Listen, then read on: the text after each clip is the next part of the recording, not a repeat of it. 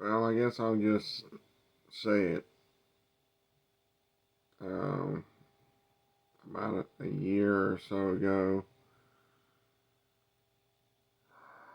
I was re-diagnosed. I'm no longer classified as schizophrenic. I am classified as bipolar disorder, or was it? It was undetermined bipolar disorder or something like that with post-traumatic stress disorder.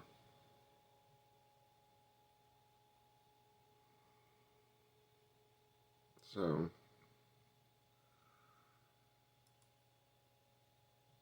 all those darn videos I did in the past, I guess in a way, are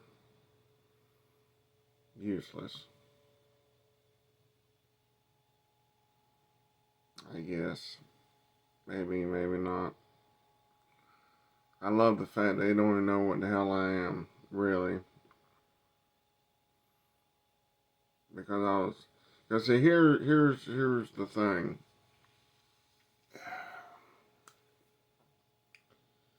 To be classified as schizophrenic, you have to have the same condition that bipolar disorder shows, but it has to be for a longer period of time.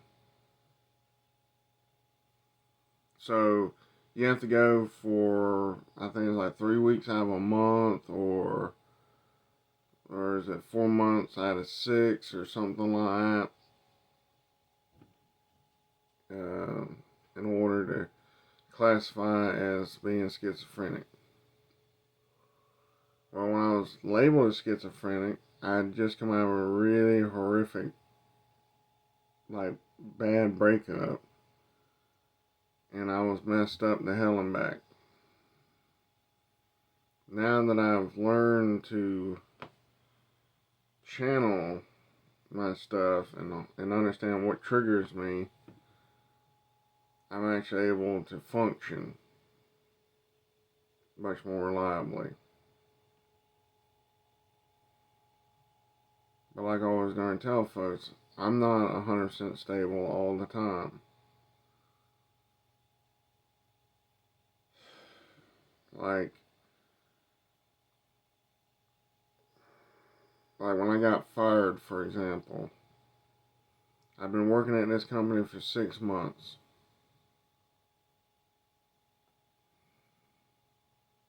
And I was doing great. I was one of the best employees, and or at least that's what I was told. I was one of the best employees.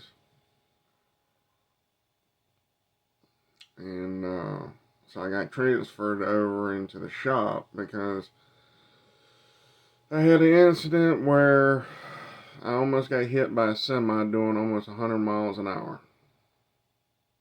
I was a flagger. For those of you who didn't know that I was a flagger, that's Flagger, flagger. Um, it's also classified as traffic control specialist. For those of you who are not in the know, but we put out signs, we did all this darn stuff, and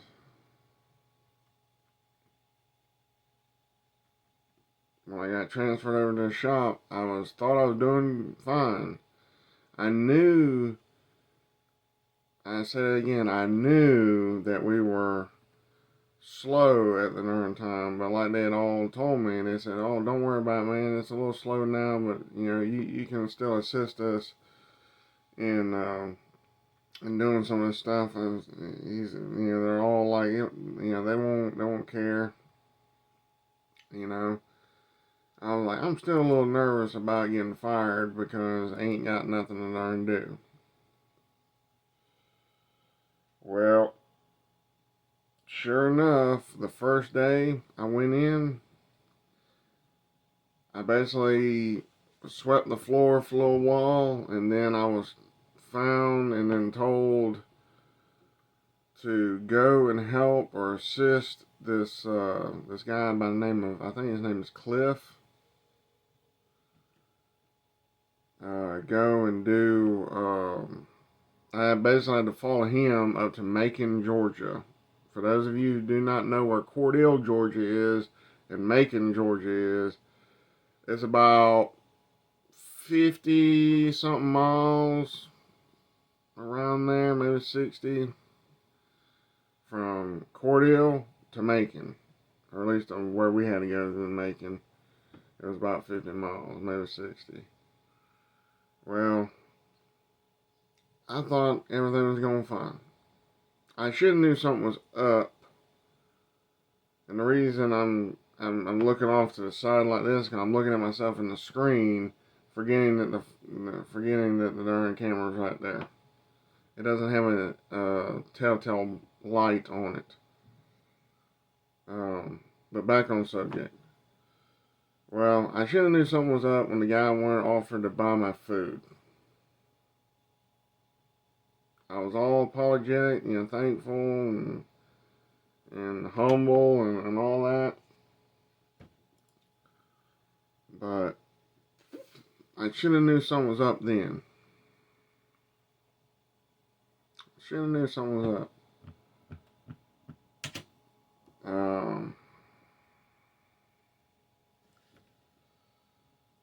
But I just let things be. Oh, you're just being paranoid. Yeah, I'm being paranoid, alright. But, crap. If I would have knew now what I knew then, my happy butt wouldn't have,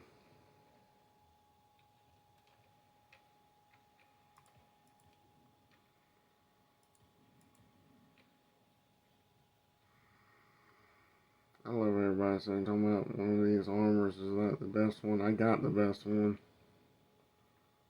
The only one better is an exosuit.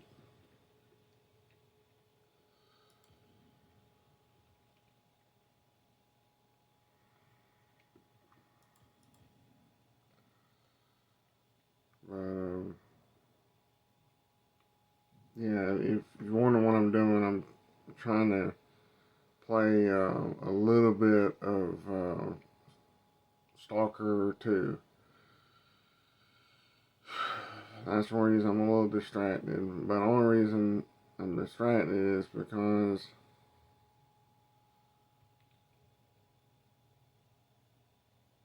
because of this. But I know it's unprofessional. But it pissed me off.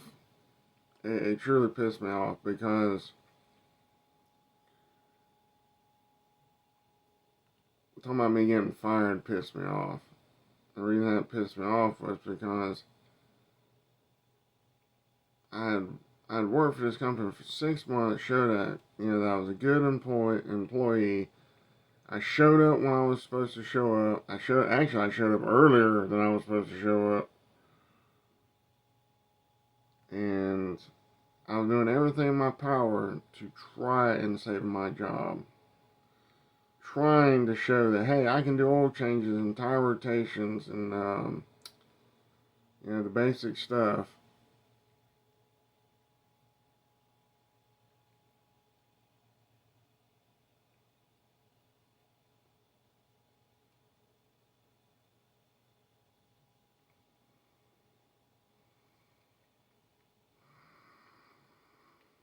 But, damn it. But,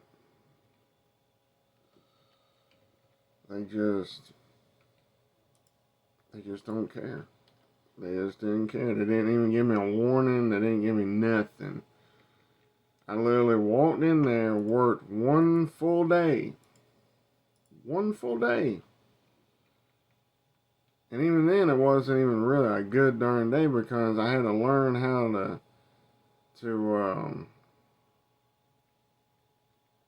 how do you say it? I had to learn to work with what they got, because I've never worked with some of that stuff.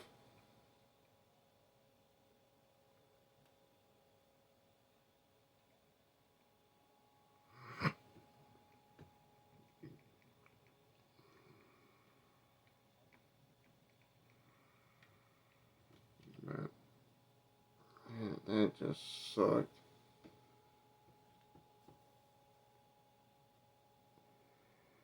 Making somewhere between four and 900 or $1,000+ a week to jack shit.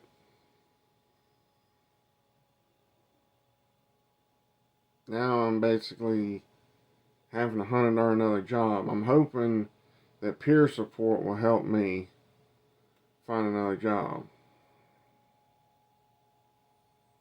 Hopefully it will be a decent job and not something like I had just before, where they don't give you no warning, no indication that something needs to be done. Because, hell, who in the world goes into a brand new job and knows exactly what to darn do? Well, I knew kind of what to darn do. I just didn't know how to work with the equipment that I had. Like, I had spent over $1,000 on tools. And what sucks is, I should have knew that they had set me up, because here's the darn thing. The week before, and I say again, well, not the week before. It was sometime before. I'd asked about a darn job before. And what sucked about that was they had asked me if I had my own tools. If I had my own tools. And I replied to them, yes, sir, I do, but I just can't put my hands on them at the moment. That was the truth. My brother-in-law, stepbrother, well, not stepbrother, but my brother-in-law slash, I guess you'd call him brother-in-law. He's basically the dude who's seeing my sister. He has my tools. So I had to buy new tools. Or at least that's what I assumed, because I bought a whole bunch of darn tools to do oil changes, brakes, tires. You know, basically take the tires off of the rims and change brakes and whatnot. I can do that. I've done it in our past. You can ask Chris. Me and him worked at All Pro for two and a half years, and I was great. I was great at it. But the problem was, I was so damn great that people didn't tend to have to come back. Because I didn't just throw pads on the rotor. I went there and would sit there and say, hey, we need to resurface the rotor. Hey, we need to change rotors. Hey, we need to do this or do that. Hey, we need to, I need to get new slide pins, because our slide pins are seized up. Or not seized up, they're seizing up because they're all tore up.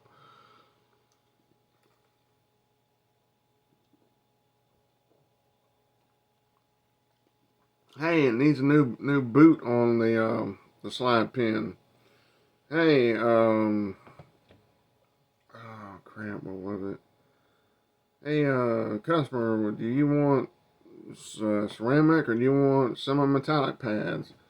Oh, what's the difference? Okay, well, here's the difference. Semi-metallic pads may produce noise. Ceramics usually don't. But semi-metallics will tend to stop better. Because as they heat up, they'll basically expand and grab the rotor harder. So you don't have to get down on them as hard, and they'll heat up and then they'll expand and just stop. They'll get roided out basically. Well, I was also the person who would take the customer's car out, and I'd always tell the customer before they brought the vehicle to us to at least have a half a tank of gas. Why was that? Because when I got done doing the brakes, I'd do a break-in period, which is what you're supposed to do. You're supposed to do over about 10 miles a break-in period. Basically, you don't stop the car over to a dead stop. You drive the vehicle, I always drove it up to like 60 or so miles an hour and get on the brakes and just hold the darn brakes a little, just drag the brakes for a little bit and then let off and drag them again, let off and drag again, let off and drag again. And then I'd slow down to a slower speed after doing that about 5 or 10 times. I'd go down to about 45, do it again. And you gotta remember, you have to do this on a road with almost no traffic on it, because you look like you're a mad person. But here's the darn thing: if you don't do the proper break-in period, you'll have possibility of noise, possibility of improper wear. Oh hell, what was the other one? Premature wear of the pad and all. So I did all this crap to show how good I was.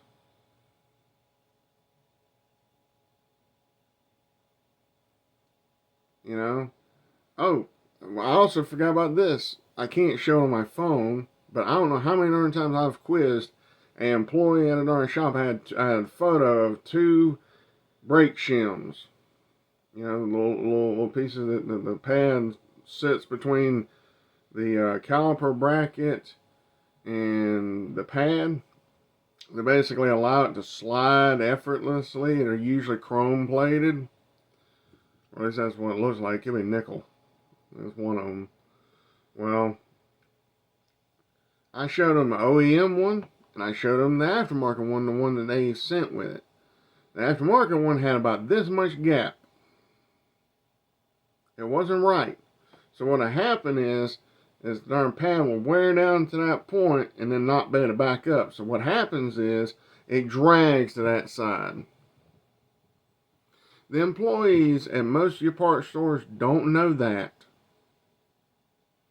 And yet I tried getting the darn job at O'Reilly's, AutoZone,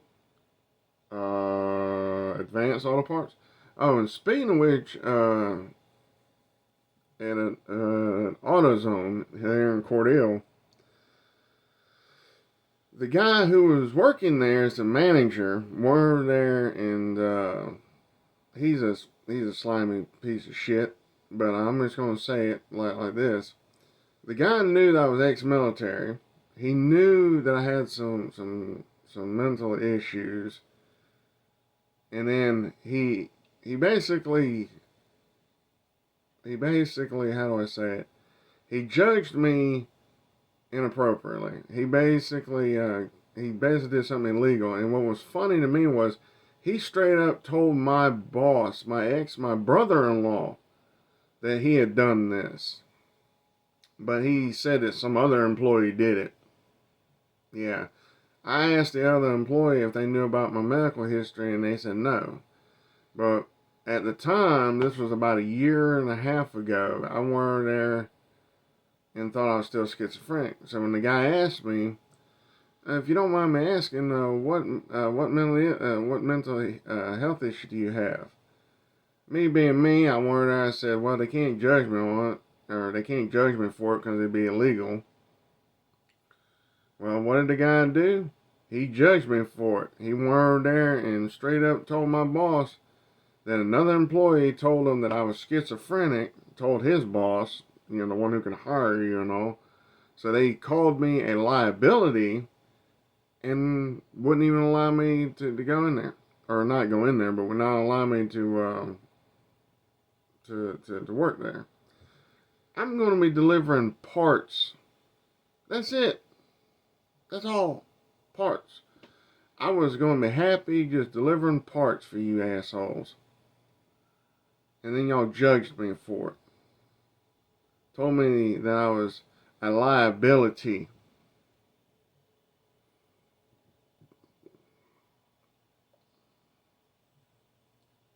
Just like with our last place. I worked there for 6 months.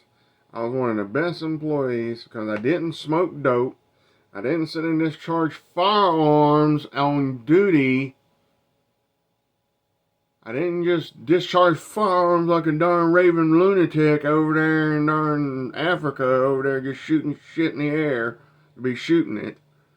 I went over there, just did my own thing. I did my job pretty darn good. Well, I got fired because I got transferred because I almost got hit by a darn truck going almost 80 or 90 miles an hour. And I went there and it was like, my brain went there and said, just take the hit. Just take the hit. You deserve it. You failed them. And I literally said, Effer, we got to get out of here. We're about to get hit by a car.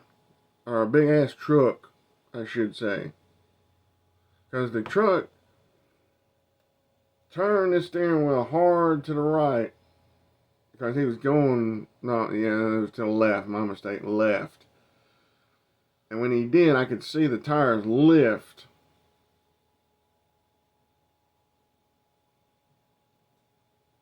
And I'm going to be honest with you. The first thing I said was that truck's about to fall over.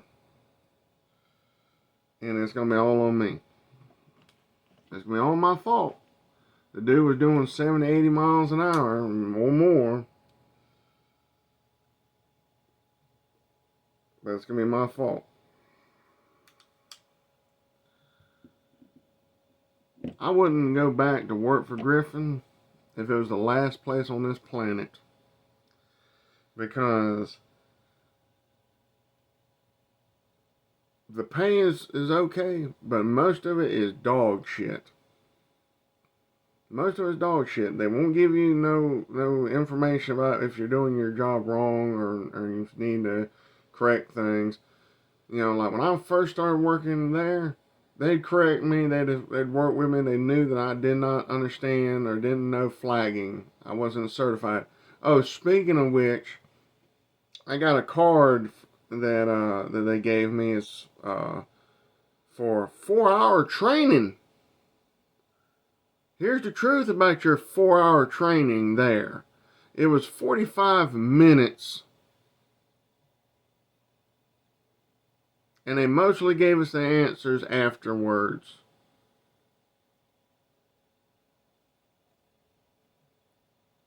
So, when I did tests for the OSHA stuff, I passed that, and I did that correctly.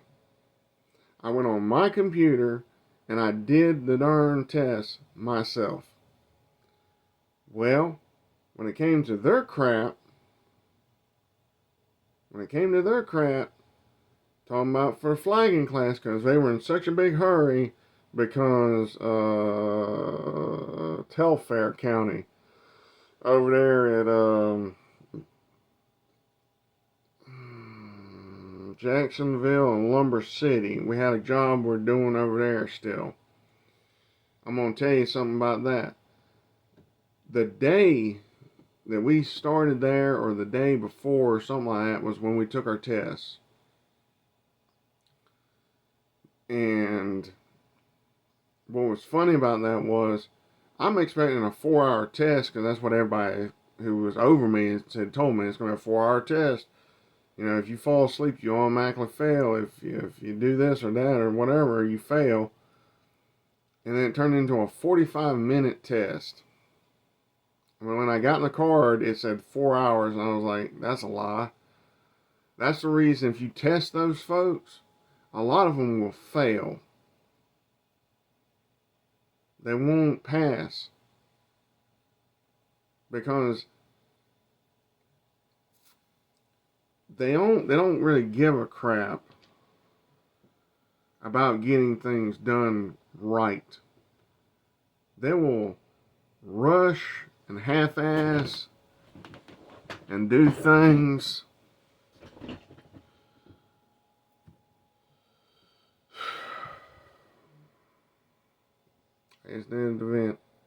little bit.